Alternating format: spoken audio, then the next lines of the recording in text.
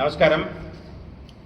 ఈరోజు ఢిల్లీలోని జంతర్ మంతర్లో కాంగ్రెస్ పార్టీ ఒక నిరసన కార్యక్రమం చేసింది. 42% బీసీ రిజర్వేషన్ల కోసం మేము కేంద్ర ప్రభుత్వాన్ని అనుమతి కోరుతున్నాం, మరి వాళ్ళు ఇచ్చే పరిస్థితిలో లేరు అని భారతీయ జనతా పార్టీని బదనాం చేసే ప్రక్రియ నడుస్తుంది. మరి ఈరోజు మనం చూసినట్టయితే కామారెడ్డి డిక్లరేషన్లో 42% బీసీ రిజర్వేషన్లు ఇస్తా అన్నారు.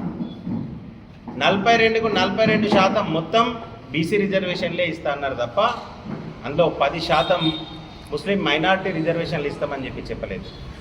మరి ఆ రోజు చెప్పింది ఒకటి, ఈరోజు చేసేది ఒకటి. మరి ఈరోజు రాష్ట్రంలో స్థానిక సంస్థల ఎన్నికల కోసమే రిజర్వేషన్ ప్రక్రియ జరుగుతుంది. మరి స్థానిక సంస్థల ఎన్నికల కోసం రిజర్వేషన్ ఎవరు ఇవ్వాలి? రాష్ట్ర ప్రభుత్వం ఇవ్వాలి. మతపరమైన రిజర్వేషన్ ఏదైతుందో దాన్ని చేయడానికి లేదని సుప్రీంకోర్టు ఎప్పుడో ఆర్డర్ చేసింది. మరి ఈరోజు స్థానిక సంస్థల ఎన్నికల కోసం ఆర్టికల్ నెంబర్ 243 ప్రకారం, అమెండ్మెంట్ యాక్ట్ 73/74 ప్రకారం స్థానిక సంస్థల రిజర్వేషన్లు రాష్ట్ర ప్రభుత్వమే నిర్ణయించాలి. మరి వీళ్ళు చేసే రిజర్వేషన్ ఏదైతే ఉన్నదో 42%, ఇది స్థానిక సంస్థల ఎన్నికల కోసమే చేసే ప్రక్రియ. మరి దీన్ని ఎందుకు రాష్ట్ర ప్రభుత్వం చేయలేక కేంద్రం దగ్గరికి పోతుంది అన్నదానికి ఈరోజు రేవంత్ రెడ్డి గారు సమాధానం చెప్పాలి. కాంగ్రెస్ ప్రభుత్వం ఏదైతే రిజర్వేషన్ ఇవ్వదలుచుకున్నదో వాళ్ళ చేతుల్లో ఇచ్చే అధికారం ఉన్నది 243 ఆర్టికల్ ప్రకారం. మరి దాని ప్రకారం ఎందుకు ఇవ్వలేకపోతున్నది? ఢిల్లీకి పోయి జంతర్ మంతర్ దగ్గర ధర్నా చేయాల్సిన అవసరమే ఉన్నది చెప్పాలి. మొత్తం ముస్లిం మైనారిటీలే 12%, మరి వాళ్ళకి 10% రిజర్వేషన్లు ఏ రకంగా ఇస్తారని అడుగుతున్నారు. దానికి సమాధానం చెప్పాలి. ఈరోజు బీసీలందరూ భారతీయ జనతా పార్టీకి అనుబంధంగా మారుతున్నారని చెప్పి అక్కస్తోటే ఈ ప్రక్రియ చేస్తున్నారు. మీకు బీసీల మీద కనుక అంత ప్రేమ ఉన్నట్టయితే బీసీ విద్యార్థులకు 8,000 కోట్ల రూపాయల ఫీజు రియంబర్స్మెంట్ బాకీ ఉన్నది రాష్ట్ర ప్రభుత్వం. మరి దాన్ని ఎందుకు ఇస్తలేరు అని అడుగుతున్నాం, ఇలా ప్రశ్నిస్తున్నాం. దీనికి సమాధానం చెప్పాల్సిన అవసరం ఉన్నది ప్రభుత్వం దగ్గర. ఈరోజు ఇక్కడున్న ప్రభుత్వ పెద్దలు మాట్లాడుతున్నారు దీనికి భారతీయ జనతా పార్టీ వ్యతిరేకమని. మీ చేతిలో ఉన్నది పోయి మీరు ఇవ్వాలి రిజర్వేషన్. వేరే రాష్ట్రాలలో ఉన్నాయి, వేరే రాష్ట్రాలలో స్థానిక సంస్థలలో రిజర్వేషన్ 42% లేదు, దాన్ని గుర్తించాలి. అదే రకంగా భారతీయ జనతా పార్టీకి బీసీల మీద ప్రేమ లేదని ఈరోజు రాష్ట్రంలో 1,86,000 కోట్ల రూపాయలు విశ్వకర్మ యోజన ద్వారా బీసీలకు అందేసిన పార్టీ భారతీయ జనతా పార్టీ. మరి ఏ రకంగా ఈ మాటలు మాట్లాడుతున్నారు? రేవంత్ రెడ్డి గారు కానీ సిరిసిల్లలో ఉన్న కాంగ్రెస్ పెద్దలు కానీ దీనికి సమాధానం చెప్పాల్సిన అవసరం.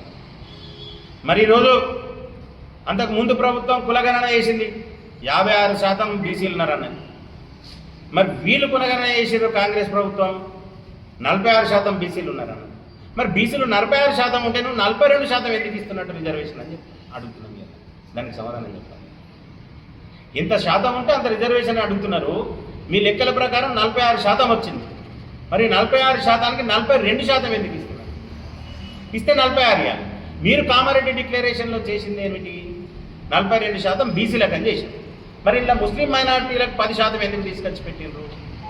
మా గౌరవ పార్లమెంట్ సభ్యులు ఏమని చెప్పిండ్రు మీకు? 42% బీసీలకే రిజర్వేషన్లు మీరు ఇచ్చినట్టయితే నేనే స్వతహాగా గౌరవ ప్రధానమంత్రి గారిని కల్పించి ఆ 42% రిజర్వేషన్ ఇప్పిస్తా అని చెప్పింది. దానికి గాను ఇక్కడ సమాధానం చెప్పిన వాళ్ళు ఎవరు లేరు. వీరికెళ్ళి జంతర్ మంతర్ దగ్గర పోవాలా, టెంట్ వేసి నినాదాలు చేయాలి. ప్రజలు మొత్తం గమనిస్తున్నారు. ఈరోజు 42% బీసీలకు ఇచ్చినట్టయితే భారతీయ జనతా పార్టీ దాన్ని యాక్సెప్ట్ చేస్తూ ప్రభుత్వంలో నిర్ణయం తీసుకునే ప్రక్రియ చేస్తామని చెప్పిండ్రు. ప్రజలందరూ గమనించాలా. 8,000 కోట్ల రూపాయలు ఈరోజు బీసీ బిడ్డలకు రియంబర్స్మెంట్ ఇస్తలేదు కాంగ్రెస్ ప్రభుత్వం. మరి దానికోసం సమాధానం చెప్పాల్సిన అవసరం ఉన్నది. మరి ఈరోజు కామారెడ్డి డిక్లరేషన్, ఈ డిక్లరేషన్, ఆ డిక్లరేషన్ అని చెప్పి గద్దెనెక్కిన ప్రభుత్వం ఏం చేస్తున్నదని సమాధానం చెప్పాల్సిన అవసరం ఉన్నది. స్థానిక సంస్థల ఎలక్షన్లు చేతగాక 42% రిజర్వేషన్ ముంగటేసుకొని దాన్ని పోస్ట్పోన్ చేసే ప్రయత్నం చేస్తున్నది. కనుక ప్రజలందరూ గమనిస్తున్నారు. ఏ రకంగానైతే వివిధ రాష్ట్రాలలో కాంగ్రెస్ పార్టీని పొందబెట్టిర్రో అదే రకంగా రానున్న రోజుల్లో తెలంగాణ రాష్ట్రంలో కూడా కాంగ్రెస్ పార్టీని పొందబెడతారని చెప్పి పత్రికాముఖంగా తెలియజేస్తున్నాం. భారత్ మాతాకి జై.